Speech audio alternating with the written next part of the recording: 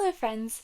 Welcome back to my channel. My name is Aubrey. I'm so happy to have you all here with me today, and happy Valentine's Day! It's not Valentine's Day when I'm filming this, but this video will actually come out on Valentine's Day, so I hope you're all having a wonderful holiday and that you're getting to do something wonderful with someone that you care about, that you are maybe having some chocolate or some other nice treat to spoil yourself a little bit today.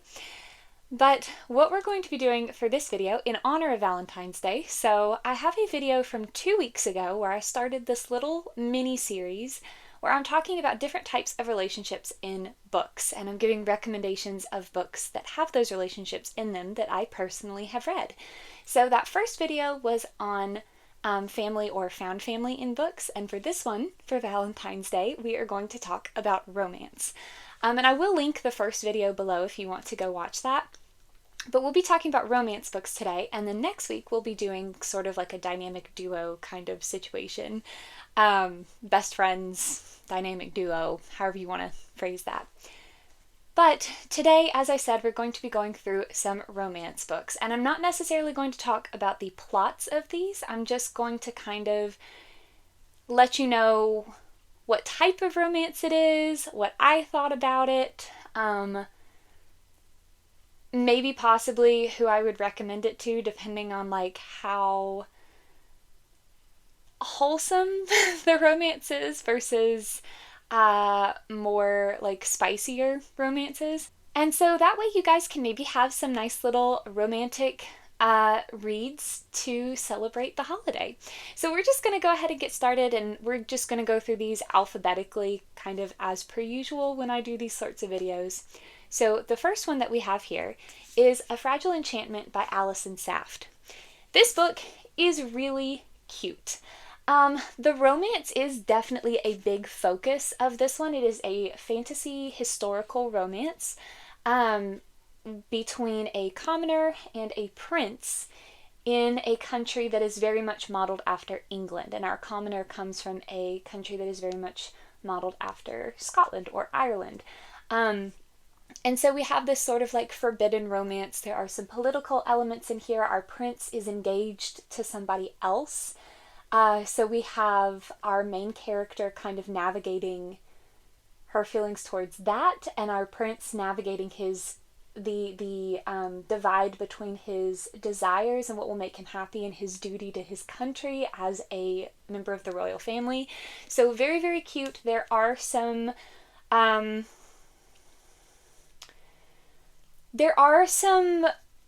at least one more explicit scene in here. It's not like super explicit, but you definitely know what's going on. This is not really for a younger audience, but for the most part, it is just really, really, really cute and wholesome.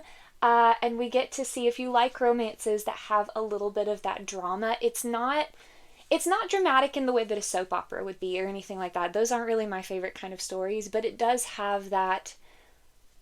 They have an undeniable connection to one another, but they're trying to decide like what to do about it. But they never really deny how they feel once they kind of figure it out. It's just one of those, like, it's not really.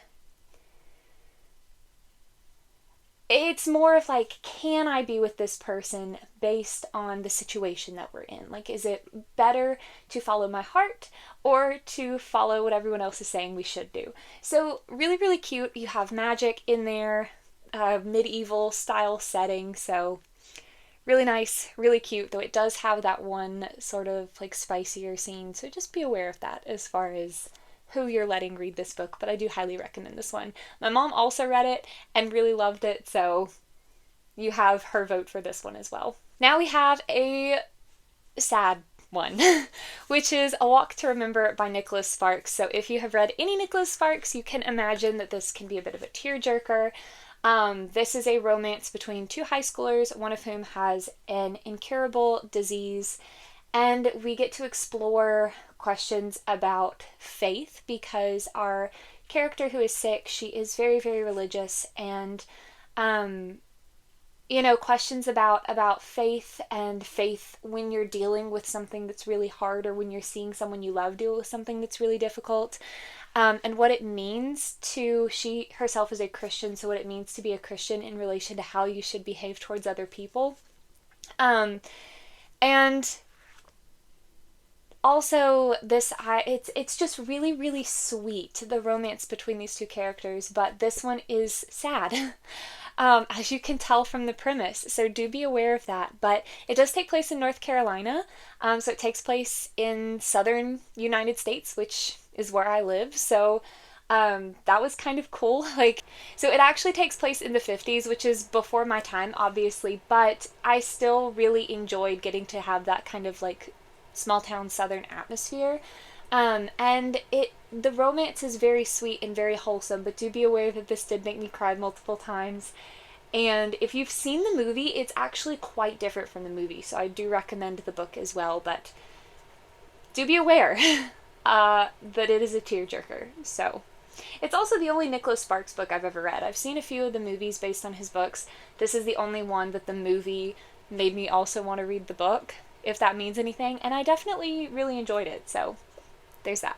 Okay, this next one, I guess I should say, all of the books that I've chosen today, some of them may not be categorized as romance books, but the romance does play a really big part in either the main character's development as a character or the plot.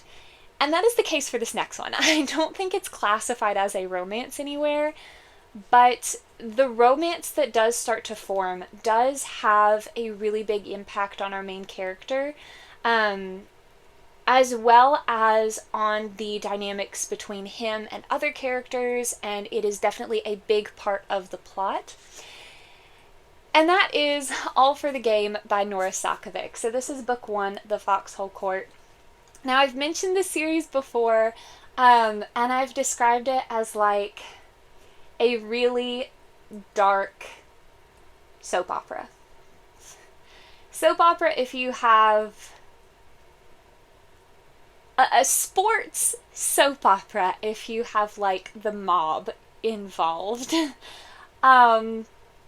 Yes, there you go. So this one is really, really dark. Please, please, please, if you have anything that you are worried about encountering in stories that could trigger you, please check trigger warnings for the series.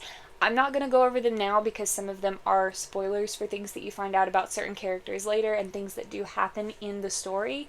But if you are concerned that there could be something in here that could have a negative impact on you, then do look up trigger warnings. I don't recommend this series for the faint of heart, because while it is really over the top dramatic, the topics that are discussed in here are quite serious. But the reason that it's on this list is because there is a romance that forms between our main character and another character. I'm not going to say who, obviously, because I don't want to spoil it. But that romance does have a big impact on these two characters and on the plot and on the trauma that they've both been through and how they're dealing with that and the way that they interact with one another and things that are happening within the series and how they react to those things are definitely influenced by this relationship that starts to form. And it's also my favorite part of this, aside from the found family. So this one was also in the found family video, if you have watched that or would like to watch that, because there is, I think, some really good found family forming between all of these characters who are dealing with various trauma that they have gone through and things that they're still going through in their lives, and yet coming together as a college sports team and learning and bonding with one another and learning to trust each other. So it's also on that list, but I think it needs to be on the romance too, just because for me, the romance was one of my favorite parts in here. And again, it's not a romance series, but the romance definitely plays a really, really big part in it.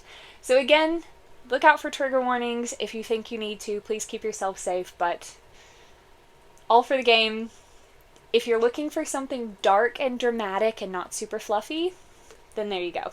So then we're going from that sports romance to a different sports romance that is the exact opposite in the mood.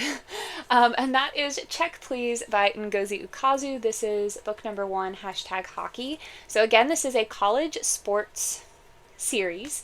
And the main focus is not necessarily the romance, but there is a romance that forms that plays a huge part in this. And again, this was also on the found family list. But we do have a romance that is forming between our main character Biddy here and one of his teammates. And it does deal with, you know, being true to yourself, because this is a romance between two guys. And so Biddy and his boyfriend, his new boyfriend, are trying to decide who to come out to, when they're going to come out to these people. You know, the bravery of being who you are, even when you know that some people may not approve of it. And then also we see other characters being accepting of them and how they react to this relationship that forms. So again, that's not like necessarily the only thing the series is about, but it does play a big part. And it's also very, very cute. And also this one is a graphic novel. So full color graphic novel. There are 2 books in this one, and then there's like a little extra book that has a bunch of Biddy's like tweets from the series, because he is kind of obsessed with Twitter. And so it's just really wholesome, really cute. If you're into sports romances, highly recommend. If you want something that's just fluffy and nice to read, but also has characters who are struggling with things like mental health and identity, as far as like how they present themselves to the world and what other people think of them, then that's also in here, but in a way that stays really sweet. So that's Check Please. I love it. If you want darker sports, go with All for the Game. If you want fluffy, go with this one. Okay, then this next one, I wasn't sure about including on this list, because I'm going to be honest, I haven't read the book since I was quite young, and I've seen the movie a lot more often and a lot more recently than the book. And in the movie, at least, the romance, while not, again, the main focus, does have a big part to play in the story.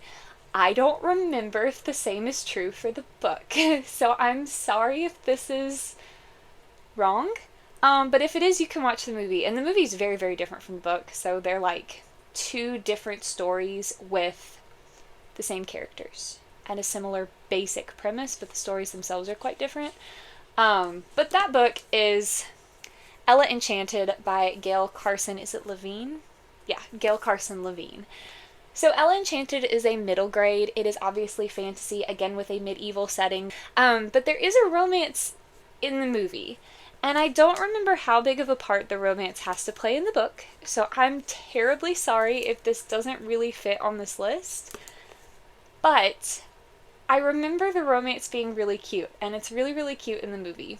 So if you want a nice little middle grade story with a strong female protagonist and romance that's really cute, there's Ella Enchanted. And again, if you've seen the movie, the book is quite different. And the book, while I love Anne Hathaway and I love the movie, I do remember the book actually being better story-wise and having a lot more, like the story is very much fleshed out a lot more completely in the book. So there's that one. Okay, now this next one is the first book in a series, and I have only read the first one so far, but I love it. And again, the main focus is not necessarily the romance, but at least in the first one, the romance is really cute. It's only just forming in the first one, because, again, I don't want to spoil anything, but it's kind of like a new, you get to see its inception, which is really cute. And it's kind of a rivals to lovers, not enemies to lovers. Enemies to lovers is not always my favorite. Maybe that's a controversial opinion, because I know people love it. I I just don't always think it's done very well. But this is like rivals to lovers, and it's really cute. But that is Emily Wilde's Encyclopedia of Fairies by Heather Fawcett. This is the first book in the Emily Wilde series. So you have Grumpy Sunshine, sort of, with our female protagonist being the grumpy. I wouldn't even describe her as grumpy. No, no, no. It's introvert extrovert. That's what it is. Because Emily isn't really grumpy. She's just not good with people. And I love her.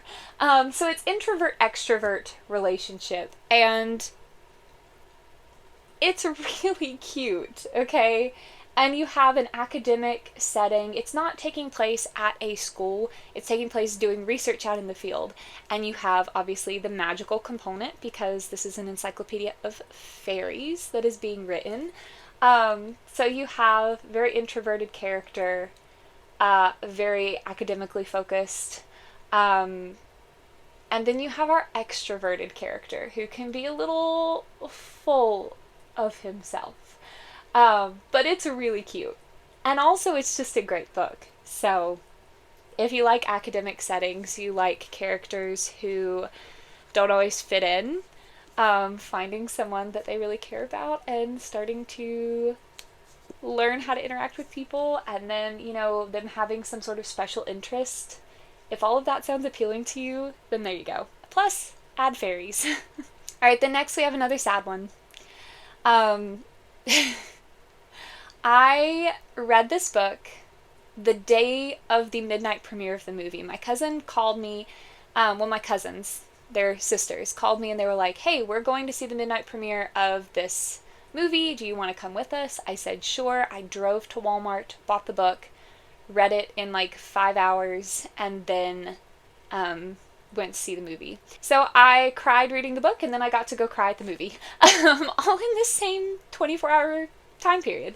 But that is The Fault in Our Stars by John Green. This is about two teenagers who are in a support group for kids who either have cancer or are in remission, and they fall in love. And it's such a sweet romance. They're so cute.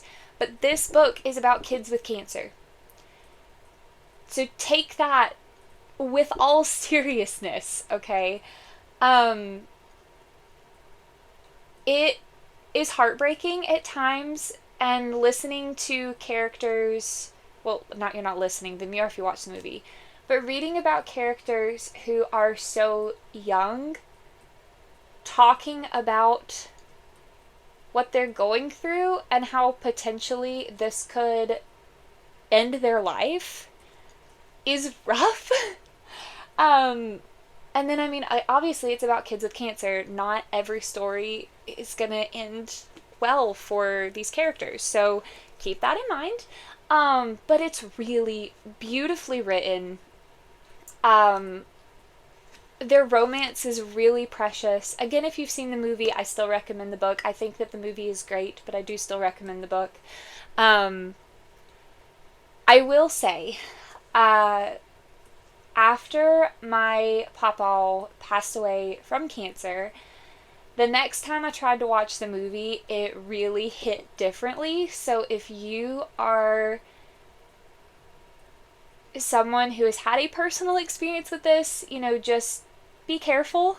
Make sure you're in a good headspace for it. But I do think that it's wonderful, and the way that it talks about terminal illness and chronic illness is so real, but it's not pitying. I think it was really beautifully done, honestly. If you can't tell, I'm getting a little choked up thinking about it, but really, really great. Really good depiction of the idea of loving someone even though you know you could potentially lose them, and is it still worth it to love them? So, there you go. There's that. That's all I'm gonna say. It's beautiful. It's heartbreaking. It's wonderful. Oh, I will mention there is a scene. It's definitely more fade to black, but it is understood what is going on. So again, just be aware of that, but it is like a fade to black. but it is understood what's happening. So, not explicit at all as far as that goes, but just, be aware that that is in there. But that is The Fault in Our Stars. It's beautiful. It's wonderful. And it makes me cry. So, there you go.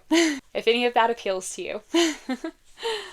Alright, then I have a manga series that I have started and not finished. I have read the first 6.5 volumes, so I have 2.5 more, and will have finished the main series. And I found out there is a sequel, like follow-up series that's being published in Japan, but it hasn't gotten any sort of official announcement for an English release. And who is publishing it? Sublime. Sublime, if you hear me, please publish the spin-off, the sequel series, please. But the manga series I'm talking about is Given by Natsuki Kizu. Now, again, the romance is not necessarily the main focus. The main focus is music, because these four guys are in a band together, or they form a band together. But we do have two different romances that are going on. Main romances. They're also like side characters and side couples and things like that. And our romance between our two, like our high school romance is really cute, although again there are some darker topics in here. One of our guys in the romance, the high school couple, his previous boyfriend passed away, and they do discuss how that happened. So basically, there is a rumor that he committed suicide. There is discussion of whether or not that's true, and survivor guilt and things like that. So again, do be aware of those sorts of topics. But for the most part, it's really nice. And there is also a scene that just is really upsetting to me, with our college age characters. There is one particular scene that the consent is quite dubious. As far as like it being stated, like discussed, giving consent. I'm not saying that one of the characters wasn't consenting. I'm saying the way the scene progressed, the other character doesn't actually know if it's dubious, okay? Dubious consent in that scene, and I felt like it was very unnecessary. I'm not sure why that was put in there. But there is sexual content in this series, so do be aware of that. I would not recommend it for younger readers. Like sexual content with our older characters. So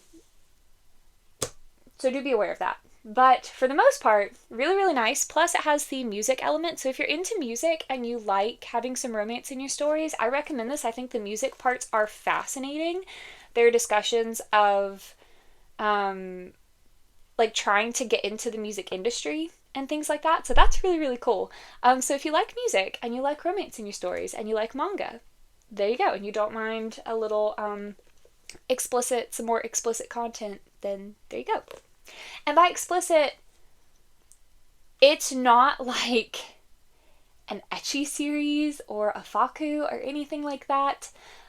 It's just like you know what's going on. You can see clearly what's happening, even though you don't see like the more intimate areas. So there you go. Okay, then I have a Danmei series to recommend. So I have read a few Danmei series at this point, but I'm only going to recommend 2 for you because I feel like these particular 2, the romances are the best out of the Danmei that I've read so far, which I haven't read a whole lot at this point. But anyway, so the first one is Grandmaster of Demonic Cultivation, or Modal Zushi by Moxiang Tongxiu. This is book 1 in the series. There are 5 books in the series. And again, there is plot outside of the romance. There is a lot of political stuff in here, a lot of discussions of blame and mob mentality and things of that nature. But we do have a romance that is great. So there is a live action TV show called The Untamed. I'll put like a screenshot of the poster or whatever for the show here, which is based off of this series. I did watch The Untamed first before I learned it was based off of a book. Again, the basic premise and a number of the scenes are the same, but The Untamed does leave out some of this content and it does change other things for the live action. I also highly recommend you watch The Untamed because it's so good. You can watch it on Netflix. It's one of my favorite shows in the entire world, and I love it so much. The Dawn May series, the novel series, is a bit sillier at times than The Untamed is, although The Untamed, you start at a certain point and then you flash back to when the characters were younger and you see how they got to that point. And then once you get to that point, you continue on in the present timeline. So some of the stuff that happens in the early flashbacks is quite silly, but it's great. I love it. But the romance is very much one of those, like, it can get really frustrating in the books because one character is very much not aware of his feelings, or they're there, but he doesn't really understand what they are, and he doesn't think that the other character could like him, so there's a lot of misinterpretation in here. But it's good. It's a good romance, I will say. In the 5th book, there are some extra chapters. So in the final book, after the main story ends, there is extra content. A number of those extra chapters do have explicit material, and some of them are interesting. They're kind of awkward. So do be aware of that, but you can read the story without reading those if you don't want to read those. Or you can read them like I did and just be like, sometimes be like, why would you do that? So, and not all of them are that way, but some of them are. I feel like I'm like turning red talking about it. But anyway, if you like seeing a very, very, very slow burn romance, but where it is like wholehearted devotion to one another, and forming from a place of friendship and characters who understand one another on a level that nobody else understands them, and also having a lot of like political stuff going on and night hunts, because this has cultivation in it, so they are going out and fighting like monsters and ghosts. There's also a mystery. So if all of that appeals to you in a book with romance, then I highly recommend this series. And then the other Dawn May is by the same author, and that is Heaven Official's Blessing, or Tianguan Sifu. This is the first book, but this is the new beautiful hardcover editions because I just can't stop looking at it, so that's the one we're going to use. Just like with Grandmaster of Demonic Cultivation, this one has a very devoted romance. It is of the type of like, I have waited for you for hundreds of years and will only be devoted to you and love you wholeheartedly, and it is one of my... This series has one of my favorite fictional couples ever. Plus, Shilian is just precious. He's a precious character and I love him. And again, it deals with some of the same topics as far as placing blame on someone and scapegoating and manipulation, but we do have a different premise in this one. We are dealing with people who have ascended to quote-unquote godhood or have become ghosts. And so again, there are like cases that they're solving. There is kind of a mystery that they're trying to figure out about something that happened in the past. And then we just have this romance. And once again, similar vein, one of our main characters in this couple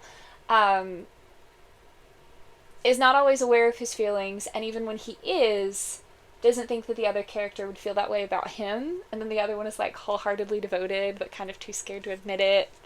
It's just so cute. And I'm not always a big fan of slow burn. I like my couples to figure themselves out, because I don't like miscommunication or misunderstanding. But it's so cute. It is so cute. I love them so much. Again, there is some more explicit content, not as explicit by any means, but there are some extra scenes after the main novel, and some of them are just little like slice of life scenes, and they're very cute, and I loved it. But there are 8 books in this series, so it is quite long, a bit longer than Grandmaster of Demonic Cultivation. The Heaven Official's Blessing is fantastic. There's also an anime that has 2 seasons out so far, and also the short film that was supposed to come out today. I need to figure out where I can watch it in English, if it's out in English. Don't know if it is. But after I'm done filming this video, I'm gonna go find that out. So highly recommend this one. I love it so, so, so much. It's just so... Oh my gosh, the characters are just so cute and fantastic. Plus it also has, like, I don't know, a lot to say about forgiveness and, again, misunderstanding somebody, and it's just wonderful. Okay, then we have another one of my favorite fictional couples to recommend to you, and that is the couple in Howl's Moving Castle, the first book in the Howl series by Diana Wynne Jones. It is the only one in the series that I've read, but there are like new characters for each of the books, they just take place in the same world, and I think Howl and Sophie maybe appear in those other 2 books. Howl's Moving Castle is great, and again, this is very similar to Ella Enchanted in that the movie is really different. It's just basically like the same characters and the same basic setup, and then the plot is very different. So if you've seen the Studio Ghibli film, which I also enjoy, I like the book better. I think that it's so good. And the romance is just so sweet, and it's like you have romance forming between someone who is very responsible and doesn't really think a lot of themselves, and then someone who is like super flamboyant and full of himself. But it's so good. They're so cute, and it's so wonderful, and it is fantasy, and there is magic, and it is... I don't know if I would describe it as middle grade necessarily, but it is definitely safe for young readers. And it's very classic fantasy feeling, and it's wonderful. Everyone should read Howl's Moving Castle. I loved it so much more even than I thought I was going to. Alright, then I have a couple more manga and manhwa recommendations. So first we have I Hear the Sunspot by Yuki Fumino. This is the first volume in this series, but we have a relationship forming between a very outgoing student, again, it takes place at a college, who tends to get in trouble a lot. He tends to not be looked on well by other people, and then a very reserved, shy student who is slowly losing his hearing. And in the first book, it's mostly just like, again, set up, them kind of figuring out, like, becoming friends. One of the characters figuring out his feelings, the other one doesn't get it quite yet in the first book, so do be aware of that. I will also say, like, it's not really slow burn, because manga volumes are not very long, but you're not going to get resolution in the first volume. I'll also say that there is like an extra chapter at the end that I feel like is kind of invalidated by the second book in the series. I think that maybe it was published in the hopes that this series would be able to continue that extra chapter, and then once it did, the creator decided that they needed to change some things a little bit for the plot of the second volume to make sense. So do be aware of that as well, but it's very, very cute. They can be a little bit frustrating. I have only read the first 2 volumes because I get frustrated, like I said, when there is lack of communication or miscommunication, and there is a little bit of that in the second volume. Actually, there's some of that throughout both of these first 2 volumes, with them just not talking to each other, or not being afraid to share their feelings, or not understanding their own feelings, or like, it's just... but then we have something that happens at the end of volume 2 that, once again, they need to talk to each other. But I'm sure that it gets resolved because the covers on subsequent volumes continue to be very cheerful and cute and happy. So I just took a little bit of a break because the miscommunication was frustrating me. But if you can handle that, you should read it. It's nice. And I'll also say the art style is a little awkward in volume 1 at times with like people's faces. Gets a whole lot better in volume 2, and I imagine it continues to improve, so don't let that put you off. Okay, then I have a manhwa series. Again, I've only read the first volume. Volume 2 just came in this week, and I'm actually going to start reading it, if not tonight, then tomorrow. But that is I Ship My Rival X Me comic. So again, this is volume 1. It's based on a story by Peppa, based on a novel series by Peppa, and is being adapted into a manhwa by Qualia. This is so cute. If you are a shipper, if you are in a fandom and like to ship characters and read fan fiction and watch fan edits or videos of these characters or read theories about why they should be together or draw fan art of them together or look at fan art of them together, anything like that, this is the series for you. Because one of our two characters discovers that there is a fan community that ships him and his rival. They are not actually rivals, but their fans kind of hate each other and pit them against each other on the internet, which is very frustrating for Gu Yiliang. But he discovers this new community of shippers who are very just kind, and you know, all they want to do is talk about how their couple is sweet. And then he meets the other character, Wei Yanza. He starts to see that, like, hey, maybe they're onto something. And it's so cute. It's so cute. Volume 1 was adorable. I'm so excited to read Volume 2. So again, if you like cute and fluffy, and if you are a shipper, you're into shipping and fandoms, this is for you. 100%. There has been nothing explicit, but there has been talk of, like, Gu Yiliang finds explicit fan fiction written about them. And so there are those topics in there. So just be aware that the topic is discussed. So, yes. And then another manga that I have to recommend is Orange by Ichigo Takano. This is the first complete collection. There's a second volume of this size and then 2 continuations, one of which is an alternate universe and one of it which takes place in the future.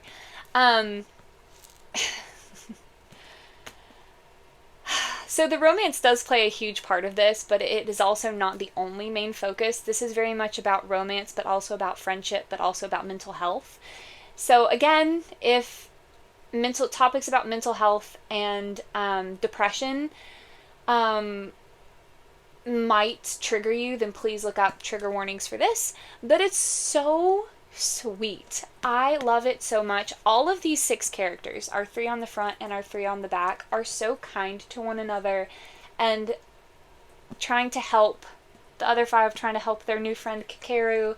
And there is a romance that forms, and it's so cute. And then you also see selflessness on the part of other characters, and it's so sweet and wholesome. This was also on the Found Family list, by the way. It's just precious and wonderful, and it made me cry multiple times just seeing the way that they're helping Kakeru heal from things and that they're being there for each other, and it's so great. And the romance is so sweet. It genuinely is so sweet. So this does take place in a high school. It does have some slight sci-fi sort of elements in that our main character, on the morning of her first day of junior year, 11th grade, she receives a letter from herself in the future. So there is that sort of, it's not exactly time travel, but like kind of an alternate reality sort of setup. So it's great. It's wonderful. I highly recommend this series. Then we have one of my favorite romance stories of all time. I love it so much. It's also one of my favorite classics. and that is Pride and Prejudice by Jane Austen. If you have not heard of Pride and Prejudice, this is the perfect period romance, the epitome of period romance. Yes. And again, if you've seen the movie with Keira Knightley or the BBC adaptation, I still highly recommend the book because it's wonderful, and it is a classic that I feel like Jane Austen is one of those authors that is so easy to read, but her writing is so gorgeous. And she really knows how to write a male character who you fall for head over heels. Is he perfect? No, he is not. Does he learn? Does he develop? Does he grow as a person? Yes. And it's wonderful. Wonderful. And it's not just about them. This is a romance, but it also has like our main female character, her family, and things that they're dealing with, and her other sisters, and the relationships that they're getting into. And it's so good. I cannot recommend it enough. If you haven't read Pride and Prejudice, please do so. Please do yourself the favor. It is one of the best depictions of romance in my experience, as far as like what you want your relationship to be at the end. Now again, neither of our characters are perfect, and they don't just automatically insta love, which again, I have nothing against insta love in stories. I think that it can be really fun, but that's not this. This is two people who come to love one another so wholeheartedly and realize that they have things to work on and ways to grow. It's just so good. So good. Please read it. Okay. Also, everything in there is wholesome and wonderful. Yes. So then I have Red, White, and Royal Blue by Casey McQuiston. This is a romance between the first son of the United States and a Prince of England. The second Prince of England, so not the heir to the throne. And again, really wonderful. If you've seen the movie, I actually have a video, I will link it below, of where I was talking about books that need new and better adaptations. I think the actors and actresses in the movie did a great job. I just think whoever wrote it didn't really read the book. Because they changed so many things that were so unnecessary. So if you've read the movie, the book is so much better. If the movie had just been created as its own thing and the book had never existed, the movie would be great. The book is so much better. That's my personal opinion. I'm sorry if you disagree with me. You can. We can have different opinions, and that's fine. I won't, begrudge you your love of the movie. That's great. I'm glad you love it, if you love it. It frustrated me because the book was so good. There are some more explicit things in here. I can't really remember off the top of my head how explicit it gets in describing what's going on, but like definitely explicit things in here. There's also alcohol and things of that nature, so do be aware. Not intended for younger readers. But the romance is really sweet and wonderful, and you get to see it developing from something casual to something with feelings, and it's great. And I think once again it's better than the movie. Okay, then I have another manga series. This is one of my favorite manga series. It's so wonderful, and that is Sasaki and Miyano by Shoharu Sono. Here's volume 1. Really, really wholesome romance between two high school students who meet each other. Sasaki instantly falls for and is smitten with Miyano. And then we get to see him just wanting to be with Miyano, even in a friendship role, and just wanting to take an interest in things he likes and support him. And then Miyano trying to figure out his feelings for Sasaki. And it's so cute. It's so cute. This is one of the cutest manga series I've ever read. Highly, highly, highly recommend. Very wholesome so far. I have read the first 8 volumes. There are 2 others that are out. And there is also a spin-off series that follows one of their friends, Hirano, and his roommate, Kagiura, which I haven't read that spin-off series yet. But it's super, super wholesome and wonderful, and I love it so much. It also has some of the prettiest covers I've ever seen on manga. this one is really nice, but this isn't exactly what I'm talking about. But some of the covers are so beautiful. Just the way that the artist uses colors, like the way Sho Harasono uses color on some of these covers, they're gorgeous. Um, okay, but anyway, moving on. Okay, we have 6 books left to talk about. The next one is one of my favorite books ever, and that is The Song of Achilles by Madeline Miller. This story follows Achilles and Patroclus. So if you have read the Iliad, you know how this is going to end. I have read the Iliad. I read it in high school. I think I read it a second time maybe in college just because I wanted to. I don't remember if I read the whole thing in college. But I have definitely read it all the way through. I know the story of the Trojan War. I know the story of Achilles. He's one of my favorite characters from Greek mythology, and Patroclus as well. I was very familiar with their story, and I still cried like a baby. So, take from that what you will. But this is the story of Achilles and Patroclus, all the way from when they meet as children to that fateful battle in the Trojan War, and then a little bit beyond it, because obviously, if you know, I don't want to spoil it if you haven't read the Iliad. So that's all I'm going to say. But there is some more explicit content in here. There is a scene that deals with non-consensual sex that I understand why. So that is the only problem I have with this book. I understand why it's in there because there is something that, in order to stay true to the original myths and stories about Achilles, there is something that needed to occur. Which can't really occur with Patroclus. You can probably guess what I'm talking about. So I understand why that bit was included, but then there was another bit with Patroclus and this character that was so unnecessary, and I feel like also the trauma was never addressed for either of these two, either Achilles or Patroclus. This trauma was never addressed for them, and that bothered me because it was just kind of like, oh, well, it happened, move on, and I didn't like that. So do be aware of that. If I could just remove that section from the book, it would be the perfect book.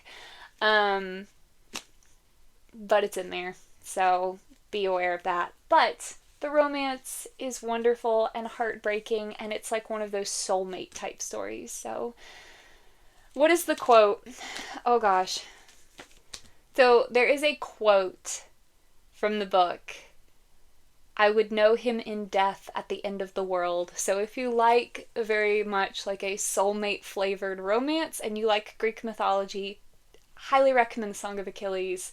Just, be aware of the story if you are familiar with it. If you're not familiar with, again, you haven't read the Iliad, you're not familiar with the tale of Achilles and Patroclus, you will cry. That's all I'm going to say.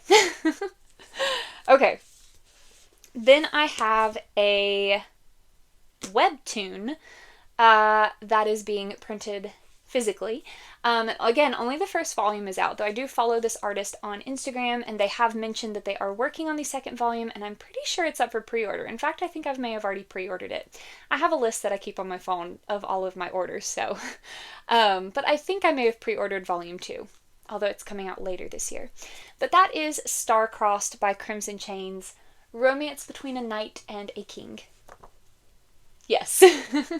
Very, very cute. And it's kind of got like a sort of painted art style where the backgrounds can be quite messy at times. But we have a romance between a knight and a king, if that's your sort of thing. It is full color. There is like the whole political side of it, as you might guess from that premise. So there's that. It is rated 18 plus, so do be aware of that. Again, it's not like super explicit or anything like that, but there is some like stuff that happens. So there you go. Okay, then I have another series for you, and that is To All the Boys I've Loved Before by Jenny Han. This is the first book of the same name. This is a trilogy, so there are 3 books in the series. Cute high school romance between a girl who is a girl and a guy who start dating each other to make two other people jealous. That's how it starts. And the girl has never dated anybody before. So it also deals with family. This is definitely like romance books. That is the focus, is the romance. But it also deals with like their family, like her sisters, her dad. I will say the movies I really, really love. I haven't seen the third one. I have seen the first two, and I really love them.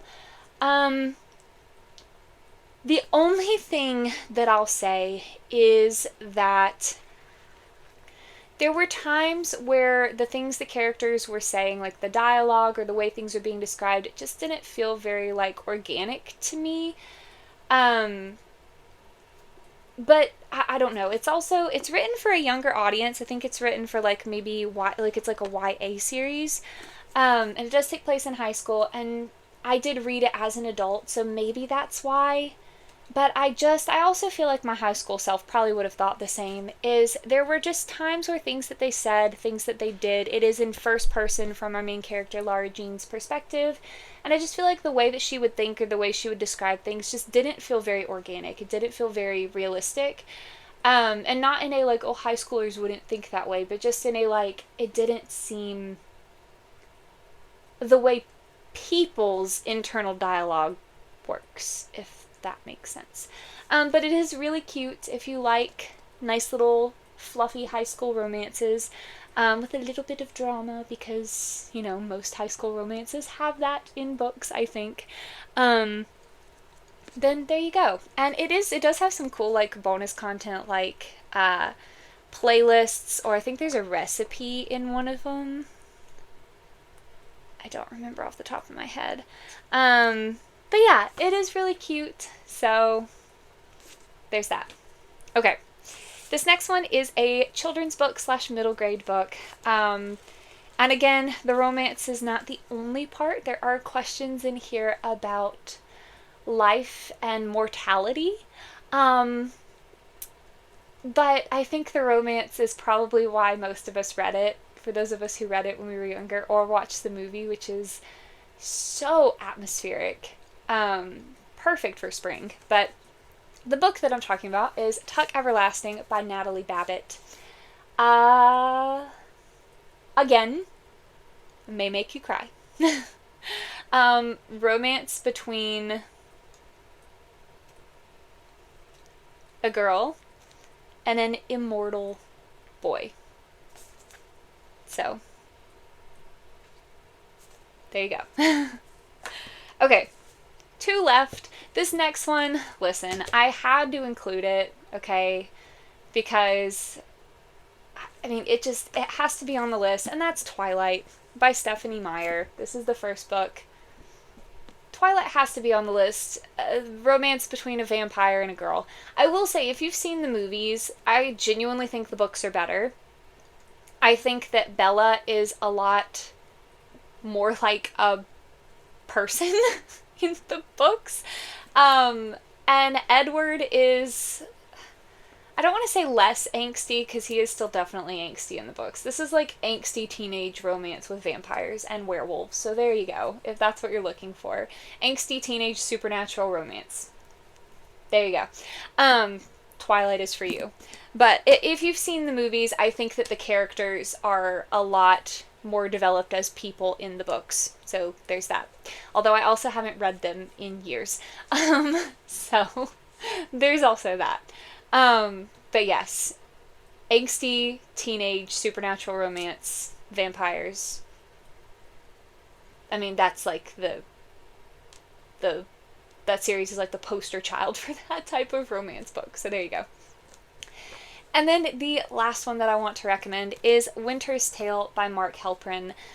This is a magical realism style story, fantasy leaning, with romance between a thief and a highborn young lady who is dying of tuberculosis, or consumption as it was known at this point. Takes place in New York. It is very long. So much happens in here. It's the New York scenery is gorgeous. The romance is, it's got questions about like, what would you do for the person you love? How far would you go to save them? Um, and then also that sort of kind of forbidden aspect to the romance, because our male lead is a, you know, uh, common thief, and our female lead is a, oh gosh, oh, it doesn't say on the back. She lives in a mansion, right? Like she's very wealthy, upper class young lady is what I'll say. So it has that, and if you've seen the movie, the book in the movie are extremely different. I saw the movie first. When I bought the book, I was like, why is it so long for that movie? The book is very, very, very different in tone, in plot. So many things happen in here. But I very much enjoyed it. I think it was really good. And if you like some magical realism and a very, and again, sort of supposedly doomed romance with one person trying desperately to save the person they love, then there you go. So, yeah, those are all the romance books that I have to recommend to you. I tried to go through them pretty quickly, but I think this video will still be kind of long because I just have so many here. But I wanted to be thorough because we all will have different tastes in books, and I feel like romance is one of those where people's tastes can vary wildly. Some people like all different sorts of romances, some people have very specific interests in those sorts of stories. So if you're looking for something to read for Valentine's Day or Valentine's weekend that has romance in it, maybe one of these has caught your attention. And I didn't include books, like I said, that don't have the romance as at least a main focus. So even if they have romance in them, if it's not one of the main parts of the book, I just feel like it's not a romance book.